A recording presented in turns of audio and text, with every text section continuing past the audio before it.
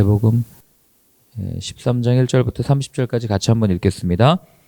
그날 예수께서 집에서 나가사 바닷가에 앉으심에 큰 무리가 그에게로 모여들거늘 예수께서 배에 올라가 앉으시고 온 무리는 해변에 서 있더니 예수께서 비유로 여러 가지를 그들에게 말씀하여 이르시되 씨를 뿌리는 자가 뿌리러 나가서 뿌릴새 더러는 길가에 떨어짐에 새들이 와서 먹어버렸고 더러는 흙이 얇은 돌밭에 떨어짐에 흙이 깊지 아니하므로 곧 싹이 나오나 해가 돋은 후에 타서 뿌리가 없으므로 말랐고 더러는 가시떨기 위에 떨어짐에 가시가 자라서 기운을 막았고 더러는 좋은 땅에 떨어짐에 어떤 것은 100배 어떤 것은 60배 어떤 것은 30배의 결실을 하였느니라. 귀 있는 자는 들으라 하시니라. 제자들이 예수께 나와 이르되 어찌하여 그들에게 비유로 말씀하시나이까? 대답하여 이르시되 천국의 비밀을 아는 것이 너희에게는 허락되었으나 그들에게는 아니 되었나니 무릇 있는 자는 받아 넉넉하게 되되 없는 자는 그 있는 것도 빼앗기리라. 그러므로 내가 그들에게 비유로 말하는 것은 그들이 보아도 보지 못하며 들어도 듣지 못하며 깨닫지 못함이니라.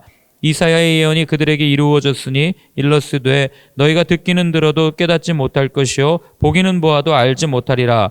이 백성들의 마음이 완악하여져서 그 귀는 듣기에 둔하고 눈은 감았으니 이는 눈으로 보고 귀로 듣고 마음으로 깨달아 돌이켜 내게 고침을 받을까 두려워함이라 하였느니라.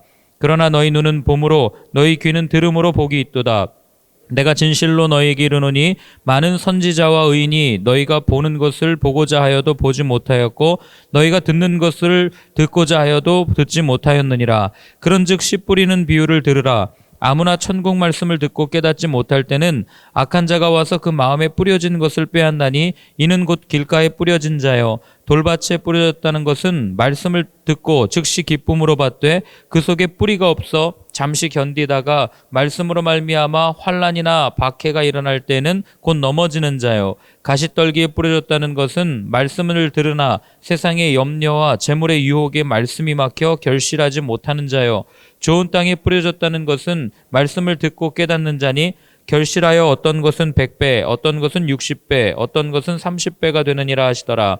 예수께서 그들 앞에 또 비유를 들어 이르시되 천국은 좋은 씨를 제 밭에 뿌린 사람과 같으니 사람들이 잘 때에 그 원수가 와서 곡식 가운데 가라지를 덧뿌리고 갔더니 싹이 나고 결실할 때에 가라지도 보이거늘 집 주인의 종들이 와서 말하되 주여 밭에 좋은 씨를 뿌리지 아니하였나이까? 그런데 가라지가 어디서 생겼나이까? 주인이 이르되 원수가 이렇게 하였구나. 종들이 말하되 그러면 우리가 가서 이것을 뽑기를 원하시나이까? 주인이 이르되 가만두라. 가라지를 뽑다가 곡식까지 뽑을까 염려하노라. 둘 다 추수 때까지 함께 자라게 두라. 추수 때에 내가 추수꾼들에게 말하기를 가라지는 먼저 거두어 불사르게 단으로 묶고 곡식은 모아 내 곳간에 넣으라 하리라. 아멘. 바리새인과의 논쟁으로 이제 예수님께서는 그 온 유대 땅에 이름이 다 알려지는 그런 좋은 랍비구나 이렇게 이름이 알려지게 되었어요. 그래서 예수님의 가르침을 가만히 들었다 보면은 우리 왜 마치 저는 그런 표현을 쓰는데 회 있잖아요. 신선한 회. 마치 막 갓 잡은 화로회와 같은 그런 신선함과 청량감이 예수님의 가르침 안에 있었고 듣는 모든 사람들로 하여금 하나님의 나라를 꿈꾸게 했던 가르침이 예수님의 가르침이었습니다. 그러니 그 예수님의 가르침을 듣고 물론 나중에는 이 좋은 가르침이 독이 되어가지고 예수님을 십자가에 못 박는 그런 빌미가 되기도 하지만 그러나 예수님의 가르침을 듣고 많은 사람들은 하나님 나라가 이런 거구나 라고 생각하면서 꿈꾸게 되었던 거죠. 그런데 재미난 것은 뭐냐면 예수님께서 베푸셨던 기적은 누구나 다 알아볼 수 있을 정도로 그냥 속이 훤히 들여다보이게 그렇게 기적을 베풀어 주신 반면에 예수님께서 알려주신 이 가르침 예수님께서 알려주시는 이 좋은 말들은 한 번에 탁 알아듣기가 어려운 말들이 많았습니다. 왜냐하면 예수님께서는 비유를 가지고 이 천국에 대해서 또 여러 가지 하늘나라, 하나님 나라에 대한 일들을 설명해 주셨기 때문에 그래요. 오늘 본문도 마찬가지입니다. 이 마태복음에 보면은 크게 5번의 이 예수님의 설교가 나와요. 마태복음에 여러분들이 통독하시거나 읽을 때는 이 설교를 중심으로 해서 예수님이 또 행동을 하시고 또 설교를 하시고 행동을 하시고 설교를 하시고 행동하시고 이렇게 5번이 지난 후에 그 다음에 십자가에 달려 돌아가시는 그런 구조를 갖고 있다는 걸 알게 됩니다. 첫 번째 설교는 우리가 앞에서 읽어왔던 산상수훈에 대한 설교죠. 그 다음에 두 번째 설교는 10장에 나왔나요? 제자 파송 설교. 그리고 오늘 읽은 13장은 천국 비유 설교. 그리고 18장에 보면은 공동체 이 설교를 하시고, 그리고 24장, 25장에서는 종말에 관한 설교를 하시고 이제 십자가에 달려 죽으시거든요. 그럼 가장 가운데 있는, 가장 중요해 보이는 이 천국에 대한 비유는 어떤 비유를 우리에게 들려주시나 우리가 한번 살펴볼 필요가 있는 거죠. 자, 우리 1절부터 9절까지 다시 한번 읽겠습니다. 그날에 예수께서 집에서 나가사 바닷가에 앉으심에 큰 무리가 그에게로 모여들거늘 예수께서 배에 올라가 앉으시고 온 무리는 해변에 서 있더니 예수께서 비유로 여러 가지를 그들에게 말씀하여 이르시되 씨를 뿌리는 자가 뿌리러 나가서 뿌릴새 더러는 길가에 떨어짐에 새들이 와서 먹어버렸고 더러는 흙이 얇은 돌밭에 떨어짐에 흙이 깊지 아니하므로 곧 싹이 나오나 해가 돋은 후에 타서 뿌리가 없으므로 말랐고 더러는 가시떨기 위에 떨어짐에 가시가 자라서 기운을 막았고 더러는 좋은 땅에 떨어짐에 어떤 것은 100배 어떤 것은 60배 어떤 것은 30배의 결실을 하였느니라. 귀 있는 자는 들으라 하시니라. 아멘. 자, 예수님께서 제일 먼저 천국에 관해서 알려주신 비유는요, 여러분 우리의 천국이 이런 곳이다라고 알려주신 게 아니에요. 이 땅을 살아가는 우리의 모습에 대해서 알려주셨습니다. 그래서 하나님의 말씀, 예수님으로부터 시작된 하나님의 말씀이 분명히 들려집니다. 그런데 왜 이 사람은 예수님께서 보여주신 또 기적 그리고 말씀대로 잘 순종하면서 살아가는데 왜 이 사람은 따르다가 못 따르는 것 같고 왜 저런 사람 바리새인이나 이런 사람들은 왜 여전히 이렇게 예수님을 박해하고 핍박하는가? 이것에 대해서 예수님이 분명하게 오늘 말씀해 주신 거예요. 네 가지 밭에 떨어집니다. 어디에 떨어집니까? 돌밭에 떨어지죠. 그 다음에 어디죠? 길가에 떨어지죠. 그 다음에 흙이 얇은 돌밭에 떨어집니다. 그리고 가시떨기 위에 떨어지고 좋은 땅에 떨어져요. 이 비유에 대한 해석은 우리가 뒷부분에 읽은 것처럼 별로 어려운 게 없습니다. 예수님께서 분명하게 말씀해 주셨어요. 길가에 떨어진 데는 새들이 와가지고 그 머리를 다 쪼아 먹죠. 곡식을. 그래서 왜 우리 이렇게 농촌 가면은 이렇게 씨를 이렇게 손가락 꾹꾹 넣어서 써놓으면 새들이 와가지고 다 파먹잖아요. 그렇게 된 상태를 지금 얘기하는 거고, 흙이 얇은 돌밭은 돌은 돌인데 이 밑에 층이 얇으니까 흙도 얇고 하니까 햇볕이 얼마나 뜨거워요. 뿌리가 나다가 말라가지고 타 죽어버리는 그런 현실을 이야기한 거고, 그리고 또 가시떨기는 이 햇빛을 받아야 되는데 떨기가 이렇게 있으니까 이게 자라질 못하잖아요. 햇빛도 들어오지 않고, 그러니까 말라 죽은 걸 얘기하고, 좋은 밭 같은 경우는 100배, 60배, 30배 많은 열매를 맺는다. 예수님께서 지금 이 말씀을 하신 거예요. 그리고 나서 이 말씀에 대한 해석을 18절부터 23절까지 이렇게 이야기해 줍니다. 같이 한번 읽겠습니다. 그런즉 씨 뿌리는 비유를 들으라. 아무나 천국 말씀을 듣고 깨닫지 못할 때는 악한 자가 와서 그 마음에 뿌려진 것을 빼앗나니 이는 곧 길가에 뿌려진 자요 돌밭에 뿌려졌다는 것은 말씀을 듣고 즉시 기쁨으로 받되 그 속에 뿌리가 없어 잠시 견디다가 말씀으로 말미암아 환난이나 박해가 일어날 때에는 곧 넘어지는 자요 가시떨기에 뿌려졌다는 것은 말씀을 들으나 세상의 염려와 재물의 유혹에 말씀이 막혀 결실하지 못하는 자요 좋은 땅에 뿌려졌다는 것은 말씀을 듣고 깨닫는 자니 결실하여 어떤 것은 100배 어떤 것은 60배 어떤 것은 30배가 되느니라 하시더라. 아멘. 자, 먼저 길가에 떨어진 거는요, 여러분 읽다가 거기에 동그라미 치셔야 돼요. 언제 이렇게 되는가? 깨닫지 못할 때. 자, 여러분 우리가 말씀을 늘 마음에 새겨야 되는 이유가 여기 있어요. 깨닫는다는 단어는요, 깊이 고민한다는 의미예요. 무언가 알아차리다 이런 뜻이 아니에요. 깨닫는다는 단어 자체가. 우리는 살면서 우리의 오감이 굉장히 훌륭하다고 생각해요. 맛보고 보고 듣고 이런 느끼는 이 모든 것, 내가 느끼는 감정이 굉장히 충실하고 좋은 것이라고 생각하지만, 그러나 여러분 우리의 감정만큼 기복이 심한 게 없습니다. 오래가지 못하는 게 없어요. 내가 좋을 때는 좋아요. 햇빛도 여러분 추울 때 나가서 햇빛 쬐면 얼마나 몸이 따스하고 좋습니까? 그런데 조금만 햇빛 오래 쬐면, 온도가 올라가서 햇빛 쬐면 몸 어떻게 돼요? 뜨겁다고 아우성치고 난리치지 않습니까? 그러니까 우리가 느끼는 것들은 우리가 이 몸에서 이렇게 뭐라 그래야 돼요? 이렇게 되는 게 별로 그렇게 정직하거나 오래 가는 게 없다는 거예요. 그래서 예수님은 오늘 뭐라고 말씀하시냐면은 금세 잊어버리기 때문에 그 말씀을 어디에 새기냐면 마음에 새기라고 얘기합니다. 새들이 와서 쪼아 먹지 못하도록 우리의 마음에 말씀이 새겨졌을 때에만 이 말씀이 흔들리지 않고 요동치지 않는다는 것을 그분은 아셨기 때문에 늘 우리의 마음에 관심을 두고 계셨던 거죠. 그리고 두 번째로는 흙이 얇은 돌밭에 떨어지는데 이걸 예수님은 뭐라고 말씀하시냐면 환난과 박해 때에 넘어지는 이런 신앙이다라고 분명하게 말씀해 주세요. 이 두 번째 땅은요, 여러분 우리가 살아갈 때 경험하는 외적 요인들을 다 이야기합니다. 우리의 눈에 펼쳐지는 여러 가지 상황들, 처지에 따라서 우리가 쉽게 흔들리는 걸 이야기하는 거죠. 어제도 말씀드렸습니다. 눈에 보이는 것에 약한 것이 우리 사람이라고 말씀드렸어요. 들리는 것에 약해요. 그래서 늘 우리의 귀가 얼마나 얇은지, 우리의 눈이 얼마나 보는 것에 약한지를 우리는 너무나도 잘 알고 있죠. 그래서 예수님은 오늘 그 얘기를 하는 거예요. 환난 때 넘어지는 사람들의 특징이 바로 이런 사람들이다. 그래서 나중에 바울은 뭐라고 얘기하는지 아십니까? 고린도후서에 보면은 제가 읽어드릴게요. 고린도후서 5장 7절에 보면 영어로 보면 이렇게 되어 있어요. We live by faith, not by sight. 훨씬 더 쉽죠. 우리는 믿음으로 산다. 우리는 보는 것으로 살지 않는다. 그래서 한글 성경은 이렇게 번역해요. 우리는 믿음으로 행하고 보는 것으로 행하지 아니한다. 이렇게 분명히 이야기합니다. 왜 그랬겠어요? 여러분 초대교회 그리스도인들 한번 생각해 보세요. 눈에 보이는 걸로 사는 사람이 만약에 그리스도인이라면 그들처럼 비참한 사람이 어디 있어요? 이렇게 예배드리다가 갑자기 뒤에서 군인들 들이닥치면은 여기 다 잡혀가는 거예요. 가가지고 어떻게 돼요? 한 명도 살아남지 못해요. 웬만하면 감옥에서 다 죽었습니다. 동물들의 밥으로 다 쥐어졌고, 그 다음에 로마 시내의 그 가로등이죠. 밤에 어둠을 밝히는, 로마 정원을 밝히는 몸에 탈을 칠하고 그렇게 인간 횃불로 되어서 타 죽어갔던 사람들이 그리스도인들이에요. 그러니 눈으로 보는 것을 보면 어떤 소망이 있고 어떤 기대가 있을 수 있겠어요. 그러나 그들은 눈에 보이는 것이 아니라 보이지 않는 것을 믿었기 때문에, 믿음은 보이지 않는 것들의 실상이라면서요. 그것을 바란 거예요. 그것을 꿈꾼 겁니다. 영원히 망하지 아니하는 하나님의 나라, 이 세상 로마 정권은 망한다 할지라도 끝까지 우리를 품어주시고 우리가 살 수 있는 그 하늘나라, 그걸 그리면서 살았기 때문에 그들은 그런 고난을 당하고 박해를 견딜 수 있었던 거죠.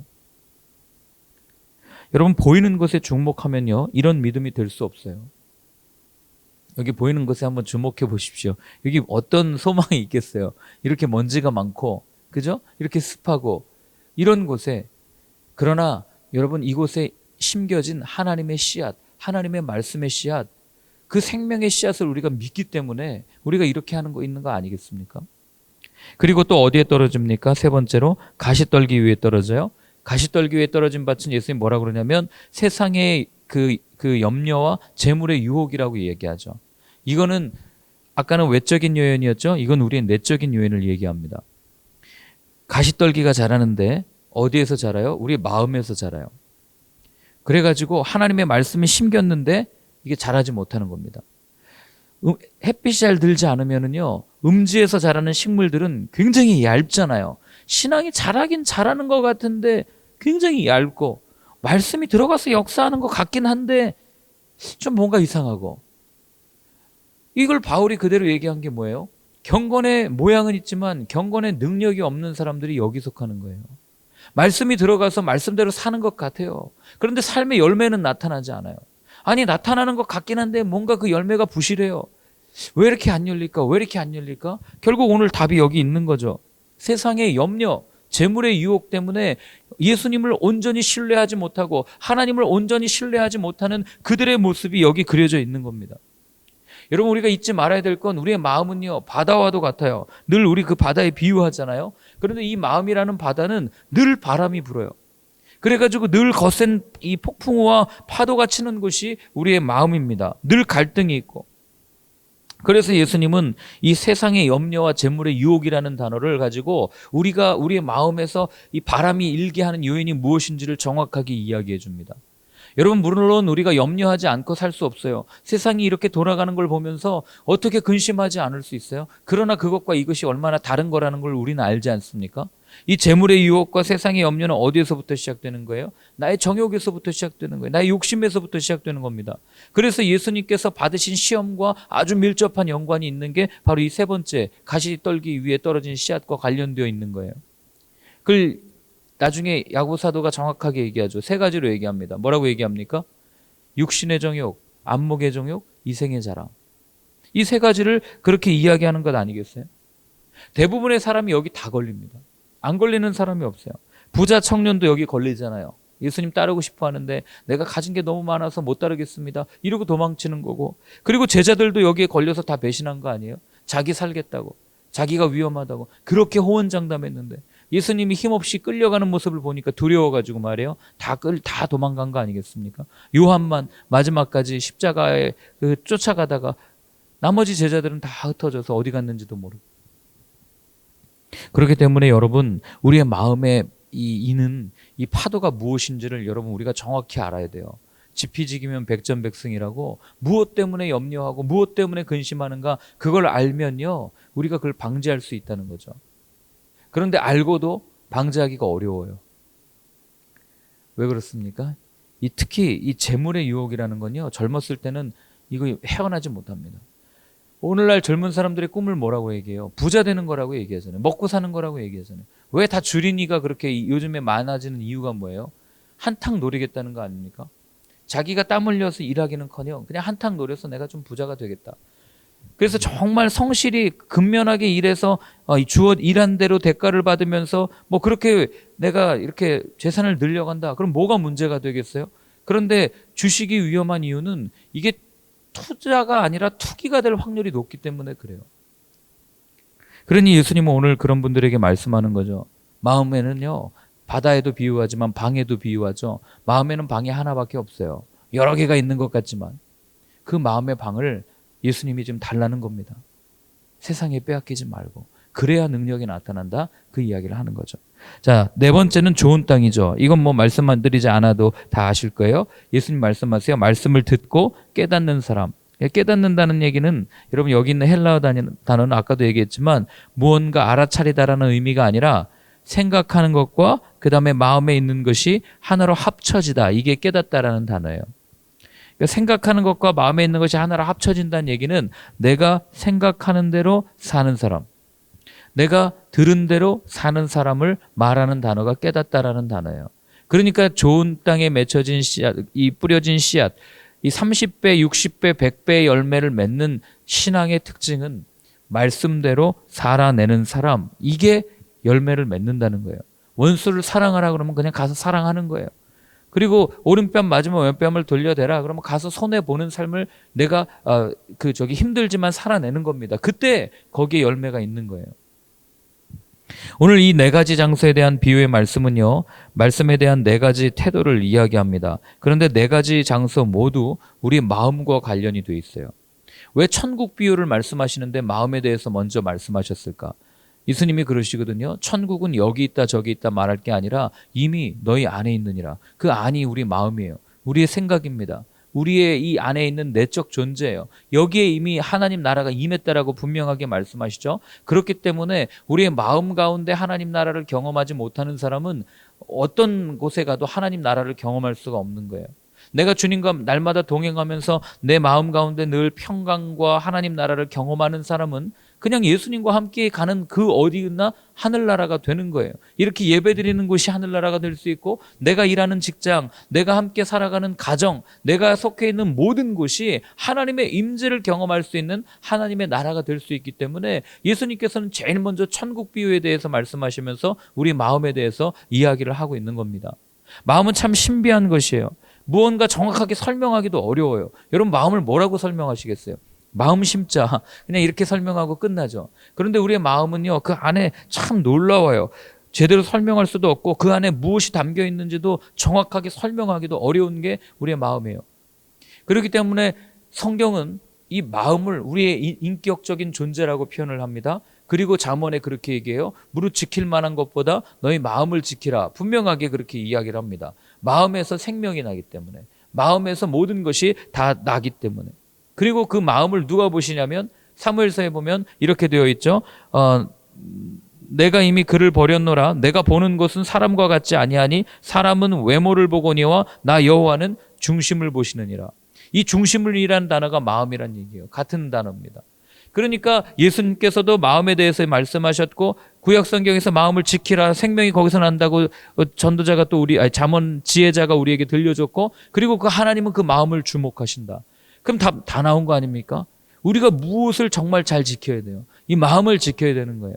이 마음에서 자라는 염려가 가시떨기가 되기도 하고, 이 마음이 그냥 오픈해가지고 누구에게나 다 내 마음은 호수요 하면서 들어왔다 나갔다 들어왔다 나갔다 하라고 하면, 어제 읽은 것처럼 귀신들이 들어왔다 나갔다 하면서 이 말씀이 들어가도 전혀 뿌리를 내리지 못하고 자라지 못하는 거고, 이 이야기를 예수님이 하신 이유는 딱 한 가지죠. 이 말씀을 듣고 있는 많은 사람들이 이 네 가지 모습으로 살아가고 있었기 때문에 답을 가르쳐 준 거예요. 자, 그런데 예수님이 그 다음에 재밌는 이야기를 하세요. 뭐라고 얘기하냐면 10절부터 17절까지인데요. 같이 한번 읽어보겠습니다. 제자들이 예수께 나와 이르되 어찌하여 그들에게 비유로 말씀하시나이까? 대답하여 이르시되 천국의 비밀을 아는 것이 너희에게는 허락되었으나 그들에게는 아니 되었나니 무릇 있는 자는 받아 넉넉하게 되되 없는 자는 그 있는 것도 빼앗기리라. 그러므로 내가 그들에게 비유로 말하는 것은 그들이 보아도 보지 못하며 들어도 듣지 못하며 깨닫지 못함이니라. 이사야의 예언이 그들에게 이루어졌으니 일러스되 너희가 듣기는 들어도 깨닫지 못할 것이요 보기는 보아도 알지 못하리라. 이 백성들의 마음이 완악하여져 그 귀는 듣기에 둔하고 눈은 감았으니 이는 눈으로 보고 귀로 듣고 마음으로 깨달아 돌이켜 내게 고침을 받을까 두려워함이라 하였느니라. 그러나 너희는 눈은 봄으로 너희 귀는 들음으로 복이 있도다. 내가 진실로 너희에게 이르노니 많은 선지자와 의인이 너희가 보는 것들을 보고자 하여도 보지 못하였고 너희가 듣는 것들을 듣고자 하여도 듣지 못하였느니라. 아멘.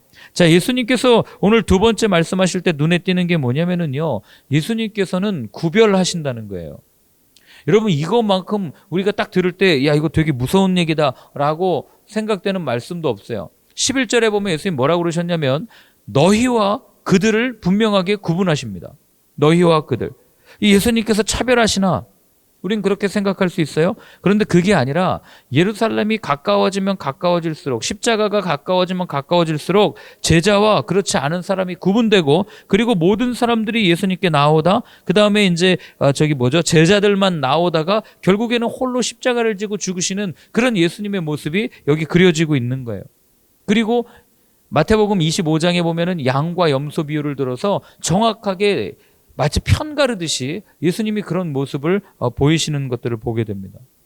그럼 우리는 오해해요. 야, 예수님이 역시 사람 차별하는구나 이렇게 생각할 수 있어요. 그러나 여러분, 이거는 마태복음의 특징을 알면 다 이게 해결될 문제들이에요. 자, 왜 그러냐면 유대 공동체에서 마태복음이 기록됐어요. 유대인들을 향해서 기록되었죠. 이들은 누구나 다 예수님을 알지만 모두가 다 예수님의 제자가 된 게 아니에요.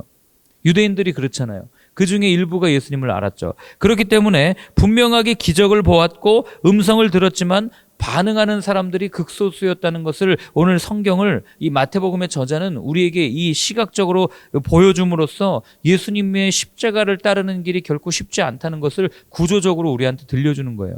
그러니까 처음에는 예수님이 다 모든 무리에게 이야기하다가 점점 그 예수님이 말씀하시는 범위가 줄어들고 나중에는 예수님 홀로 십자가에 지셨다가 나중에 마태복음 28장에 보면 어떻게 됩니까? 모든 민족에게 이르러 제자를 삼아 아버지와 아들과 성령의 이름으로 그 얘기를 하는 게 이 마태복음의 구조이기 때문에 그래요. 그래서 우리는 이걸 읽으면서 야, 예수님 차별하시네. 어떻게 이럴 수가 있나? 라고 생각할 수 있지만 그렇지 않다는 것. 그러나 우리가 여기서 한 번 더 깊이 생각해야 될 건 이 마태복음뿐만 아니라 성경 전체를 통해서 생각할 때 하나님은 모두를 구원하지 않으실 수 있다는 것을 우리가 염두에 둬야 되는 거예요. 이걸 신학적인 교리로 얘기하면 예정이죠. 선택입니다. 하나님께 선택된 분들만 구원받는다. 그럼 질문해요. 아니, 디모데서에 보면 하나님은 모든 사람이 구원에 이르기를 원한다고 그랬는데 그럼 그건 뭡니까? 그건 바람이죠. 그죠? 그러나 성경 전체 곳곳에 보면 하나님께서는 분명히 창세전에 모든 것을 예정하셨고 그리고 그 예정하신 뜻대로 이루어간다라고 표현되고 있어요. 그리고 바울도 내가 지금은 복음을 전하고 있지만 언젠가 버림받을지도 나는 모르겠어 두려워한다. 그래서 나는 날마다 죽는다. 이런 고백들을 하지 않습니까? 그렇기 때문에 우리가 알 수 있는 건 뭐냐면 하나님의 선택과 예정은 분명히 존재합니다. 그러나 이것은 하나님의 영역이에요. 우리 이성을 뛰어넘는 영역입니다. 그러니 우리가 왈가왈부할 수 있는 게 아니에요. 이걸 다 알고 하나님이 이런 분이다라고 얘기하면 하나님이 아니라 그건 우리가 만들어낸 신에 불과한 거죠. 그러니까 이런 말씀을 읽을 때는 이걸 인정하지 않으면 내가 하나님이구나 이런 생각을 하면서 그냥 읽고 하나님의 신비의 영역이구나 라고 생각하고 넘어가되 나는 어떻게 된 건가? 나는 예정 가운데 구원받은 성도구나. 그래서 내가 이렇게 예배드릴 수 있구나. 바울처럼 내가 이 구원에서 떨어지지 않기 위해서 날마다 죽는 삶을 살아야 되겠구나 라고 결단하고 넘어가시면 된다는 겁니다.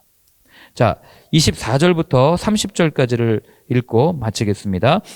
예수께서 그들 앞에 또 비유를 들어 이르시되 천국은 좋은 씨를 제 밭에 뿌린 사람과 같으니 사람들이 잘 때 그 원수가 와서 곡식 가운데 가라지를 덧뿌리고 갔더니 싹이 나고 결실할 때 가라지도 보이거늘 집주인의 종들이 와서 말하되 주여 밭에 좋은 씨를 뿌리지 아니하였나이까 그런데 가라지가 어디서 생겼나이까 주인이 이르되 원수가 이렇게 하였구나. 종들이 말하되 그러면 우리가 가서 이것을 뽑기를 원하시나이까 주인이 이르되 가만두라. 가라지를 뽑다가 곡식까지 뽑을까 염려하노라. 둘 다 추수 때까지 함께 자라게 두라. 추수 때에 내가 추수꾼들에게 말하기를 가라지는 먼저 거두어 불사르게 단으로 묶고 곡식은 모아 내 곡간에 넣으라 하리라. 아멘.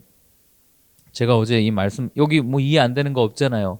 그냥 곡식이 자라는데 그 사이에 가라지가 나가지고 이거 어떻게 된 겁니까? 했더니 원수들이 와서 이렇게 뿌렸구나. 근데 이 원수는 누굽니까? 사단이죠. 나중에 우리 다 이야기 듣는 거 아니겠어요? 그러니 이 말씀을 읽으면서 제가 그런 생각을 한번 해봤어요. 예수님께서 곡식을 자라게 하는데 그냥 곡식끼리만 자라게 하면 안 되나? 이 가라지 같은 거 다 걷어두고 그냥 아무것도 아니게 내버려 두고 우리끼리 모여서 예배드리고 우리끼리 모여서 은혜 받고 우리끼리 정말 그렇게 살 수 있도록 만들어주시면 안 되나? 왜 꼭 우리 가운데 가라지 같은 사람들을 심겨두어가지고 우리가 이렇게 고생하고 힘들게 만들어주시나? 이런 생각을 여기서 사실은 해봤어요. 아니 왜 꼭 굳이 추수 때까지 기다려야 되나? 아니 왜 당신의 자녀들이 이렇게 어려움을 겪어야 되나? 이런 고민을 한 거죠. 그런데 이에 대한 답이 어디 나오냐면요. 29절에 있어요. 우리 29절만 다시 한번 같이 읽겠습니다. 주인이 이르되 가만두라. 가라지를 뽑다가 곡식까지 뽑을까 염려하노라. 가라지를 뽑다가 곡식까지 뽑을까 염려하노라. 즉 우리의 신앙이 상처를 입을까? 우리의 신앙이 자라지는 않을까? 이게 다 자라야 곡식을 추수할 거 아니에요? 그러니까 우리의 신앙이 성숙하지 않을까 염려하셔서 그냥 거기에 두신다는 거예요. 우리는 이해할 수 없죠. 아니 이렇게 힘든 사람을 왜 내 곁에 두게 하십니까? 그러나 그 사람이 내 신앙의 성숙을 이루는 좋은 도구가 될 때가 얼마나 많은지 모른다는 거예요. 예수님의 초점은 가라지에 있지 않아요. 가라지는 그냥 언젠가 다 불태워 없어질 거예요. 이 불태워 없어진다는 게 마태복음에서는 나중에 지옥에 간다는 얘기예요. 가라지만 싹 뽑아가지고 나머지 곡식은 추수 위에 쫙 돌려가지고 알곡 달달달 털어가지고 어디에 드린다고요? 곡간에 드린다. 곡간은 어딥니까? 천국을 얘기하는 거예요. 예수님께서는 우리는 이 비유를 말씀하신 이유는 우리의 현실이 힘들어요. 어렵습니다. 말씀을 들어도 별로 이렇게 기쁨이 없고 이 공동체만 생각하면 어떨 때는 저 사람 꼴도 보기 싫어 이럴 때가 있어요. 물론 그도 하나님이 사랑하시는 사람이지만 여기서 말하는 가라지는 여러분 이단과도 같은 이런 부류예요. 사단의 영을 받는 사람들, 이런 사람들을 예수님이 내버려 두시는 이유는 그들로 인하여 우리가 다칠까 걱정하신 그 마음 때문에, 더 나아가서 우리 신앙의 성숙을 위해서 주님께서는 그냥 이렇게 두신다는 거예요. 그러니 여러분 너무 힘들어하지 마세요. 이단 때문에. 어제도 뉴스 나왔더니 이단 중에 하나가 코로나 걸려가지고 했더니 밑에 댓글에 막 그리스도인들이 또 이렇게 방어해요. 이단이지 교회가 아니다. 막 이렇게 하니까 이렇게 뼈 때리는 말을 들었는데 거기 어떤 사람이 썼더라고요. 야, 우리가 볼 땐 다 교회지. 너네만 그렇게 얘기하는 거 아니냐. 이렇게 또 써놓는 댓글들을 봤더라고요. 제가 본 적이 있는데. 여러분 그렇기 때문에 오늘 이 들려주신 이 말씀을 가만히 읽다 보면 결국에는 이 1절부터 30절까지의 핵심의 내용은 여러분 주님께서 딱 한마디로 얘기하는 거예요. 우리 마음을 잘 지키라는 거죠. 그분 안에서. 그래서 우리는 이걸 가지고요, 네 가지 밭에 뿌려진 이 비유를 볼 때마다 이걸 단계처럼 설명해요. 돌밭에 떨어졌다가 그 다음엔 거친 가시떨기에 떨어졌다가 그 다음엔 좋은 밭으로 되는 게 우리의 마음이구나 이렇게 생각할 수 있어요. 그러나 여러분 이거는 말씀을 받아들이는 태도를 말할 뿐이지 단계로 얘기하는 게 아니에요. 내가 초신자니까 요 단계고 그 다음에 요 단계 아니에요. 성경 보십시오. 세리와 창녀들이 더 많이 예수님의 마음을 알고 칭찬받았던 일들이 얼마나 많습니까? 그래서 오늘 우리가 한번 같이 기도할 때는요, 이렇게 한번 기도했으면 좋겠습니다. 주님, 무엇보다도 내 마음을 잘 지킬 수 있게 도와주십시오. 내 마음을 주님께 내어드립니다. 하나님, 세상의 염려와 재물의 또 유혹, 그리고 또 내 마음에 있는 여러 가지 근심거리들이 그 말씀이 자라는 것을 방해하지 않을 수 있도록 성령님 오늘 내 마음에 가득 채워주셔서 오늘도 그 말씀 안에서 헤엄치며 그 말씀 안에서 자유를 누리며 기쁨을 누리는 나의 삶이 되게 하여 주옵소서. 올 한 해 나의 삶이 되게 하여 주옵소서. 우리 그렇게 한번 같이 기도하겠습니다. 하나님 아버지 하나님, 오늘 또한 말씀을 주셨습니다. 하나님, 우리의 마음을 주님 앞에 내어드립니다. 아버지 하나님, 이 마음을 정말 잘 지키며 나아갈 수 있도록 도와주시고 이 마음을 주님께 내어드림으로 내 존재를, 내 모든 인격을, 내 모든 것들을 하나님 내어드릴 수 있는 나의 삶이 될 수 있도록 주님 도와주시옵소서. 한 분 한 분 가운데 동일한 마음을 허락하여 주시고 주님 그 마음 잘 지켜서 주님과 함께 기쁨으로 살아가는 올 한 해가 되어줄 수 있도록 주님 도와주시옵소서. 하나님 아버지, 무엇보다도 우리의 마음을 지키라 하셨습니다. 우리의 마음을 온전히 주님께 내어드림으로 이 마음 안에 오직 주님만 가득하게 하시고 그 주님으로 인하여 늘 기쁨이 흘러 넘칠 수 있도록 도와주시고 이 마음에서부터 먼저 하나님 나라를 경험하고 우리가 보고 듣고 모든 것들이 정말 이 마음에서부터 흘러나와서 그 하나님의 나라, 아니 내 삶 자체가 하나님의 나라를 경험하는 축복의 인생이 되게 하여 주옵소서. 이제는 우리 주 예수 그리스도의 크신 은혜와 하나님 아버지의 사랑과 성령의 인도하심이 주님께 마음을 내어드리고 내 마음의 주인은 주님이십니다 고백하며 결단하는 모든 분들 머리 위에 이제로부터 영원까지 늘 함께하여 주옵시기를 간절히 축원하옵나이다. 아멘.